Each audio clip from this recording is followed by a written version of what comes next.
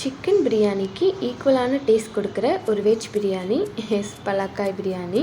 பலாக்காயில் இது வரைக்கும் பிரியாணி பண்ணதில்லைன்னா இப்போ கண்டிப்பாக ட்ரை பண்ணுங்கள்.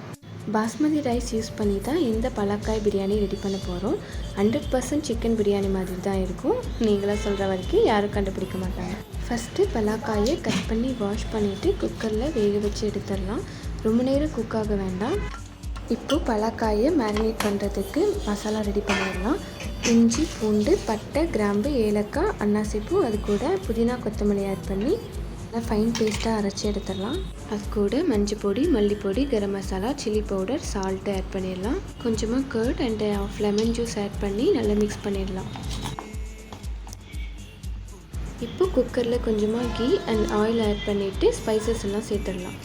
தென் 2 பச்சை மிளகாய் அண்ட் ஆனியன் ஆட் பண்ணிடலாம்.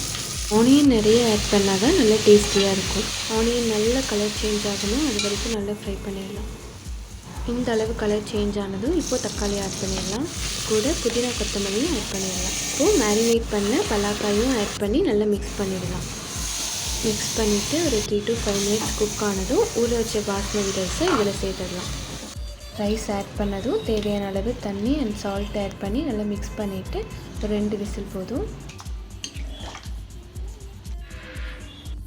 சிக்கன் பிரியாணி டேஸ்ட்டுக்கு ஈக்குவலான பலாக்காய் பிரியாணி ரெடி.